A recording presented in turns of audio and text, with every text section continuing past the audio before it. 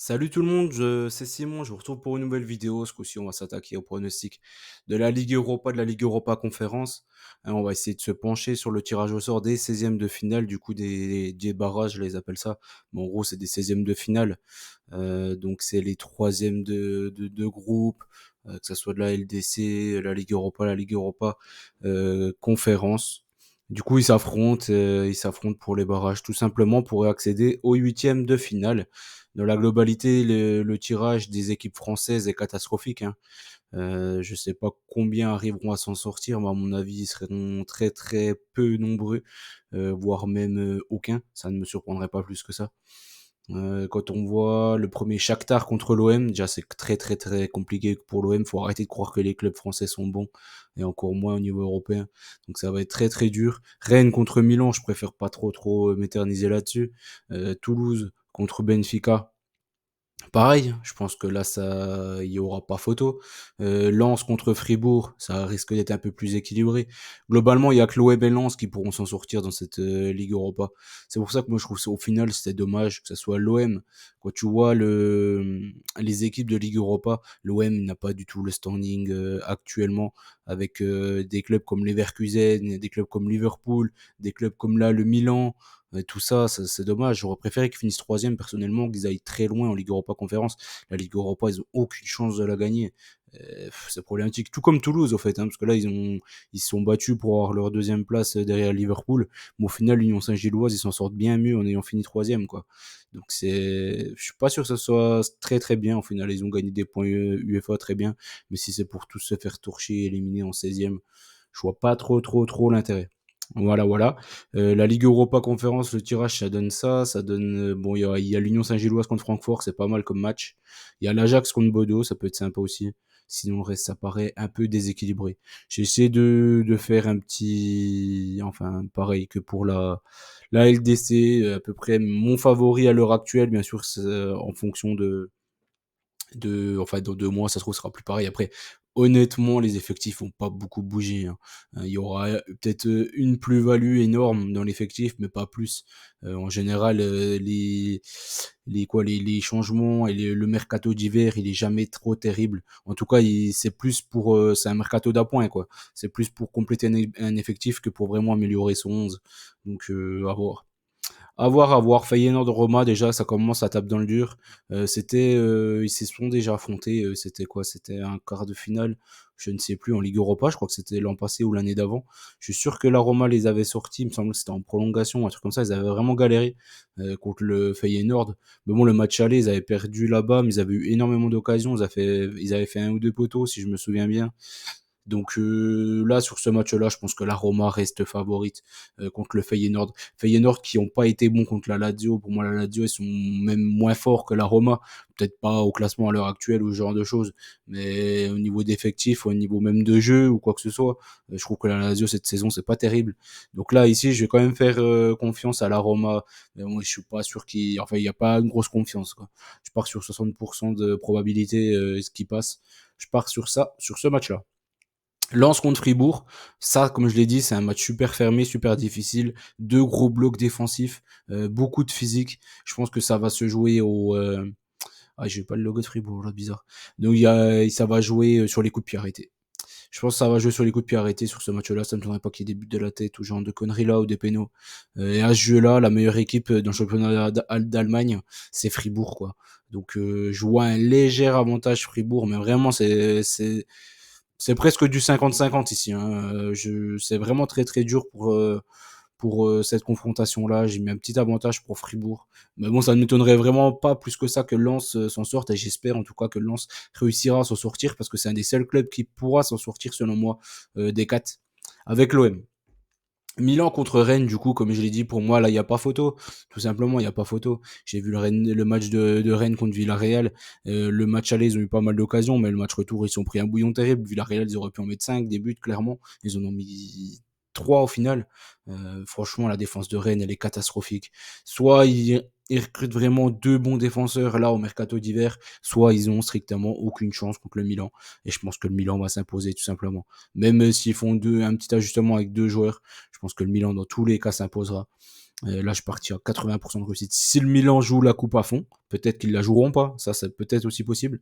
Si le Milan joue la coupe à fond, ils vont les écraser pour moi, le Stade Rennais. Malheureusement, encore une fois, mais là, j'y crois pas une seule seconde. L'OM contre le Shakhtar, comme je l'ai dit, pour moi, les clubs français sont trop surcotés au niveau européen. Mais, il y a un gros mais, c'est que le championnat ukrainien, il sera en stand-by là. Donc ils vont pas jouer à cause de l'hiver, la trêve hivernale en fait. Eux, chez eux, ça dure une plombe, comme il fait limite plus, enfin il fait un hiver très long, etc. Donc du coup, ils reprennent que fin février, je crois. Donc la double confrontation contre l'OM. Ils auront pas de match dans les pattes, pas de match amicaux ni rien. Donc là, de base, je partais sur un 50-50. Mais avec ça et tout, je pense que l'OM, les joueurs, ils seront bien plus frais. Ils seront meilleurs athlétiquement, quoi, que le Shakhtar qui risque vraiment de plonger au bout de 60 minutes dans toutes les rencontres. Donc là, ici, j'ai pris un petit avantage OM. Mais encore une fois, voilà, je prends 60% pour moi. Ça, enfin, le Shakhtar, c'est une super équipe européenne. Faut pas sous-estimer ce type d'équipe. Je pense que l'OM, ils vont vraiment galérer. Contre Donetsk. Ça va vraiment pas être une partie de plaisir. Donc je mets 60%, mais je pense quand même que l'OM devrait le faire du fait que ça, quoi. De ça surtout essentiellement, que le Shakhtar, il y a une trop longue trêve et les joueurs ils seront pas à 100% selon moi. Ensuite, les quatre autres matchs, il y a les Young Boys contre le Sporting, c'est sympa. Benfica Toulouse, ouais, Sparta Galatasaray. Sparta Galatasaray, je pense que Galatasaray est favori. Mais Galatasaray est favori, mais pas grand chose, quoi. Ok, ils ont beaucoup de joueurs enfin, qui ont été bons. Voilà, c'est surtout ça le vrai problème de Galatasaray, c'est des joueurs qui n'ont jamais trop fait d'efforts, que ce soit eux ou Fenerbahçe ou toutes les équipes turques en général. Tous les anciens bons joueurs au niveau européen qui vont là-bas, en général, c'est les mecs qui font pas d'efforts et qui sont très doués techniquement ou ce type de choses, mais qui font jamais les efforts pour défendre, etc. Donc, tu as souvent des équipes coupées en deux là-bas. Donc là, je prends Galatasaray, mais je trouve que ça va être pas terrible. Chez le Sparta, ils avaient fait un bon match contre le Betis. Ils sont passés quand même ric-rac un peu à la ramasse eux aussi. Donc là, je mets un petit avantage comme Galatasaray. Je pense qu'ils sont quand même au-dessus de cette équipe du Sparta. Les Tchèques sont bien gentils, mais là quand même. Je pars sur un 60%, là encore, il n'y a pas d'énorme confiance, quoi. Les Young Boys contre le Sporting maintenant, les Young Boys contre le Sporting, je pense que le Sporting est tout simplement ultra favori de cette double confrontation ici, hein. Je pense qu'il y aura pas photo. Les joueurs de Berne, ils étaient passés, c'était contre Belgrade. Belgrade, ils sont pas bons. Là, ils ont pas existé contre Leipzig, ils ont pas existé contre City. Bah, bon, contre City, c'est normal. Le Sporting avait fait quand même une double confrontation contre l'Atalanta de très haut niveau quand même. Ils ne sont pas sortis pour finir premier, mais ils auraient mérité. Ils auraient mérité au vu des deux matchs. C'est peut-être même l'équipe la meilleure que par rapport à l'Atalanta. Donc ici, je pense que le Sporting va passer sans trop sourcier. Je pars sur un 75% de chance que le Sporting passe. Karabag ensuite contre Braga. Karabag, c'est super dur d'aller jouer là-bas. Même les Leverkusen a galéré là-bas. Mais à l'extérieur, ils sont pas terribles. Braga, ils ont quand même fait une compétition en LDC pas si mal que ça, on va dire.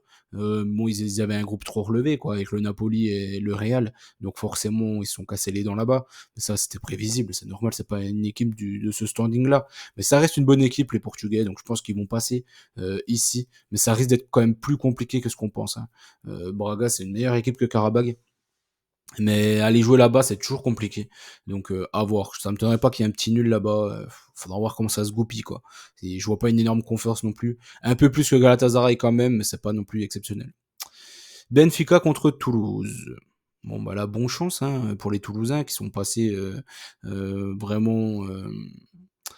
Personne ne les attendait, quoi, tout simplement, dans ce groupe-là, avec l'Union Saint-Gilloise. Malheureusement, du coup, ils ont hérité du Benfica de Di Maria. Di Maria qui n'a jamais gagné la Ligue Europa. Di Maria qui le dit, qui n'a jamais gagné la Ligue Europa et qui est ultra motivé. Et franchement, qui est le joueur qu'il faut jamais sous-estimer, etc., dans les gros matchs, enfin les gros matchs pour son équipe, etc., c'est lui, en fait. Même pour l'Argentine, à chaque fois, c'était lui le playmaker, c'est le meilleur, en fait, tout simplement, dans les gros matchs, etc.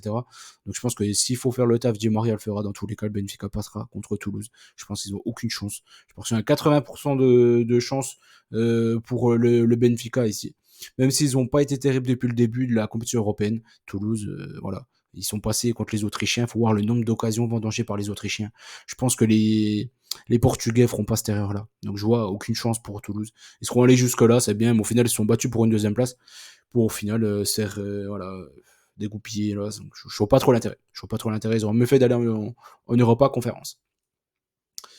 Legia Varsovie contre Molde maintenant. Legia Varsovie, ils ont été bons dans leur groupe avec Aston Villa et l'AZ Alkmaar. Molde, ils ont pas été terribles, voire même pas bons. Ça va, ils ont profité d'avoir Haken dans leur groupe pour passer. Donc là, ici, je vois un avantage Legia Varsovie. Je pense que les Polonais sont meilleurs que Molde. Puis encore une fois, Molde, pareil, ils ont une histoire de trêve et tout. Donc là, je pars quand même un petit avantage, même un gros avantage pour le Legia Varsovie dans cette double confrontation. Je pense qu'ils vont passer. L'Olympiakos contre Ferencváros, là, c'est compliqué. Très très chaud. Les Grecs, pour moi, ils sont surcotés quand même. Ils arrivent pas à grand chose sur la scène européenne, et ça depuis très longtemps. Mine de rien, ça fait vraiment longtemps qu'ils arrivent plus à rien. Et les Hongrois, ils sont pas si mauvais que ça. Je trouve ils ont fait des bons matchs contre le Fener, contre Nordjylland et tout. Donc, donc là, je pense que, enfin, ça m'étonnerait pas qu'il passe, tout simplement, ici. Je pense que c'est du 50-50. Attendez, c'est Ludogorets ou Ferencváros qui était dans le groupe de... Il y en avait un qui était dans le groupe de Genk et tout, ça doit être Ludogorets. Donc c'est ça, Ferencváros, il devait être dans le truc de Nordjylland. De toute façon, dans tous les cas, l'un comme l'autre, je crois que je les ai mis qui passent. Il me semble que l'un comme l'autre, ils vont passer pour moi, Ferencváros et les Dogorets. Je les confonds tout le temps parce qu'ils jouent tous les deux en vert. Mais il y a des Hongrois et des Bulgares. Mais voilà, non, je pense que là, encore une fois, l'Olympiakos, moi, ils me déçoivent tout le temps, chaque saison. Donc ici, je préfère prendre Ferencváros. Mais encore une fois, c'est juste un avis personnel. Pour moi, c'est ça, c'est vraiment purement le match, c'est du 50-50. Je mets un petit avantage Ferencváros, mais pas grand-chose. L'Union Saint-Gilloise contre Francfort maintenant. L'Union Saint-Gilloise, ils ont pas eu de chance au tirage aussi. Malheureusement pour eux, ils tapent le gros, l'Eintracht Francfort. Donc là, ici, l'Eintracht Francfort, on les connaît en compétition, dès que c'est des coupes et tout européennes ou nationales, ils sont là, ils répondent quasiment tout le temps présents. Ils ont une mine de rien, une bonne petite équipe, même s'ils sont décevants un peu cette saison. Je pense que l'Union Saint-Gilloise, ils ont quand même montré de grosses limites contre Toulouse. Donc là, ici, je pense que Francfort va passer. Euh, je pense 65%, un peu comme le Legia. Je pense qu'il y a quand même une équipe qui est bien au-dessus de l'autre ici. Slovan Bratislava contre Sturm Graz. Là, c'est les Slovaques qui étaient dans le groupe de Lille contre les Autrichiens de Sturm Graz. Sturm Graz qui n'ont pas été bons. Hein. Ils étaient dans le groupe de l'Atalanta, si je dis pas de bêtises. Donc là, je pense que le Slovan Bratislava a les moyens de passer. Ça va être ric-rac. Il y aura des belles cotes ici à tenter dans cette Europa Conférence. Je pense que le Slovan Bratislava en est une. Ça ne m'étonnerait pas qu'il passe cette double confrontation. Mais ça va être ric-rac. C'est pour ça que je mets 60%. C'est presque du 50%. C'est juste mon petit ressenti par rapport aux deux équipes lors de la phase de groupe. On enchaîne. Dynamo Zagreb, Betis Séville. Ça aurait pu être une belle confrontation, mais il y a un petit moment, maintenant le Dynamo Zagreb n'existe plus, ça ne vaut plus grand chose. Ils ont galéré dans un groupe vraiment mais affreux, de chez affreux. C'était le groupe voilà, que j'arrivais à rien lors des pronostics. Le groupe de Plitzen, tout ça là, franchement c'était catastrophique. Le Betis, s'ils la jouent même un tout petit peu cette coupe-là, ils passeront, mais vraiment sans trembler.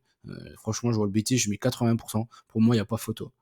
Les Norvégiens maintenant de Bodo Glimt, qui est un peu la sensation de ces dernières saisons en compétition européenne, contre l'Ajax d'Amsterdam, le Bodo Glimt de Pellegrino, qu'on joue souvent buteur, l'Ajax Amsterdam qui était dans le groupe de l'OM, mais on a bien vu qu'ils ont des gros problèmes et des carences défensives, mais devant il y a quand même toujours du matos.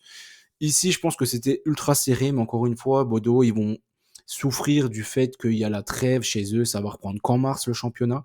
Donc là, pour moi, l'Ajax est favori. Pareil que pour le match de l'OM ou le match, c'était Molde contre le Legia. Ici, les équipes, elles vont souffrir physiquement au bout de 60-70 minutes, je pense. Et les équipes qui jouent régulièrement devraient en profiter. Ici, je pars sur un Ajax 60%. Tout simplement, pour moi, de base, c'est 50-50. Il y a le fait, c'est un peu comme l'OM contre le Shakhtar. Donc, je suis parti avec un 60 à cause de la trêve, etc. Ludogorets contre le Servette maintenant. Ludogorets, les Bulgares, pas mal. Pas mal. Eux, du coup, non, je suis quasiment certain que c'était eux qui étaient dans le groupe de Fenerbahçe. Maintenant. Donc, Ferencváros, il devait être dans le groupe de la Fiorentina. Ils faisaient beaucoup de matchs nuls et tout. Je pense que l'Olympiakos, ils vont se casser les dents contre Ferencváros aussi. Donc, Ludogorets contre le Servette, les Suisses, moi, ils m'ont vraiment grave déçu. Contre le Slavia et contre la Roma, je les ai vraiment trouvés vraiment nuls. À part la doublette Krivieli-Bedia, surtout Bedia d'ailleurs. Là, franchement, je pense que Ludogorets a largement les moyens de passer, mais ça joue à pas grand chose là encore une fois. Je mets 55% des probabilités qu'il passe. La Gantoise contre le Maccabi. La Gantoise, ils se sont tapés tous les Maccabis, hein. Et dans leur groupe, ils avaient le Maccabi Tel Aviv de Zahavi. Et là, ils se tapent le Maccabi Haïfa, du coup, qui est reversé du groupe de Rennes. Donc là, ici, je pense que même si la Gantoise, ils ont perdu au Maccabi Tel Aviv, je pense que là, contre le Maccabi Haïfa, ils ont largement les opportunités. Enfin, ils doivent passer pour moi, ils ont une meilleure équipe. Tout simplement aussi pourquoi la Gantoise, ils vont souvent loin, hein, dans les compétitions européennes. Et Maccabi Haïfa, ils sont, enfin, moi je les ai trouvés nazes, hein. Ils sont passés contre le Pana là. C'est un gros hold-up, hein, sur le match. Il y a pas photo. Le Pana aurait dû 100 fois passer. Donc là ici, je pense que la bande accueille peur, Sorban et tout ça là, Tissou Dali, ça va le faire. Ça va le faire pour la Gantoise. Ici, je pars sur un 60% la Gantoise. On a fait le tour de tout ce que je voulais voir avec vous. Du coup, le tirage complet LDC, Ligue Europa Conférence. J'espère que la vidéo vous a plu. N'oubliez pas le petit like, bien évidemment. Je vous souhaite de bonnes fêtes. Je reviendrai. Ça sera pour la PL, la première ligue. Je sais pas si je tournerai le 25 au soir. Ça dépendra de quand je rentre, bien sûr, des fêtes en famille. Soit je le ferai le soir, soit je le ferai le 26 au matin. À voir. Franchement, je ne vous promets rien pour la prochaine journée de première ligue. Allez, ciao, ciao tout le monde et bonne chance à tous, hein. Allez, salut tout le monde.